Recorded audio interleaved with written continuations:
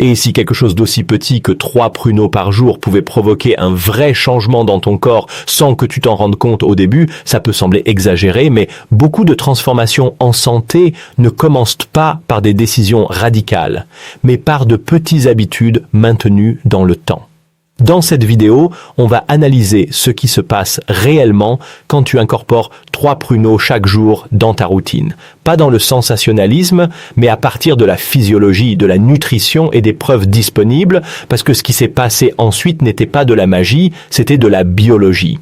Et le plus intéressant, c'est que l'effet le plus puissant n'a pas été le premier que j'ai remarqué. Les pruneaux sont simplement des prunes déshydratées, généralement de la variété européenne Prunus domestica. Pendant le processus de séchage, elles perdent de l'eau, mais concentrent les nutriments et les composés bioactifs. Cette concentration est la clé.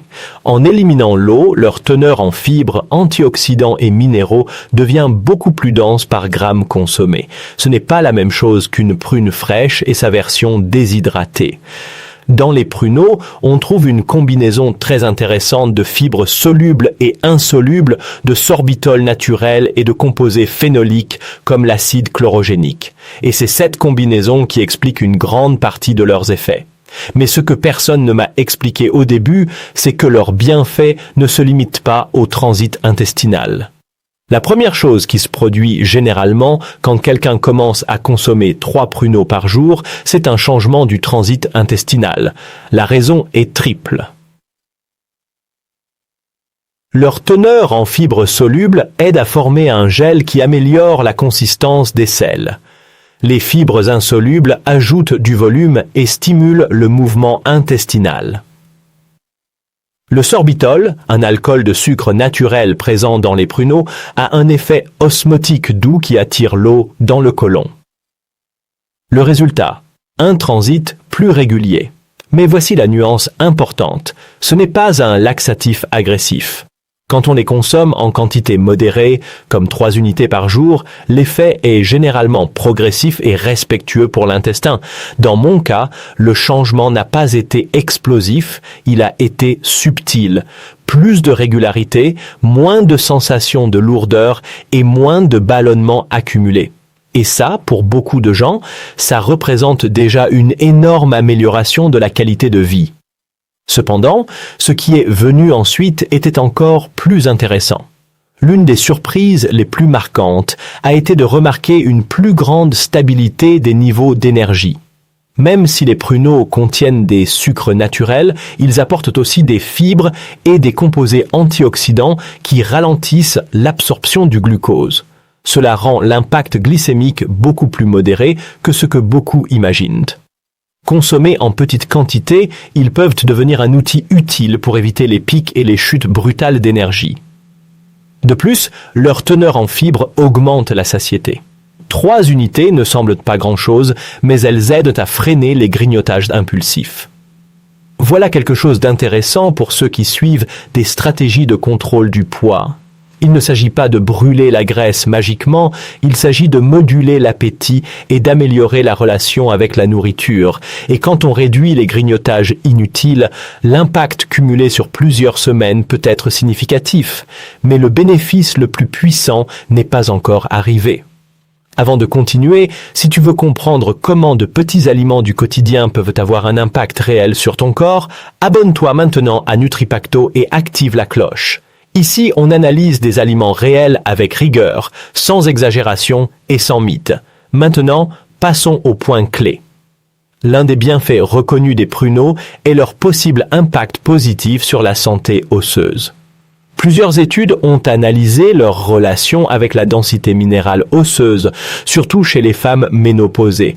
On a observé que la consommation régulière peut aider à réduire la perte osseuse liée à l'âge. Pourquoi cela arrive-t-il?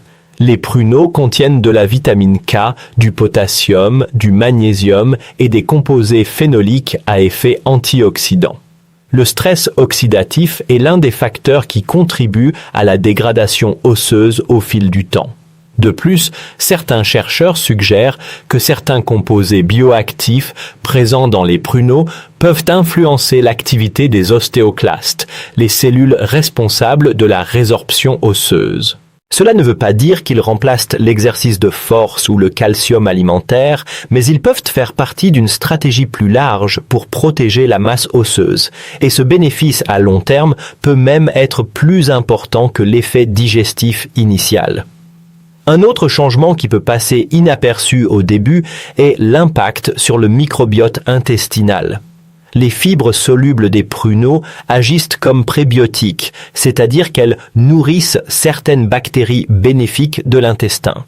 Quand ces bactéries ferment toutes les fibres, elles produisent des acides gras à chaîne courte comme le butyrate. Le butyrate a des effets anti-inflammatoires et contribue à la santé de la muqueuse intestinale.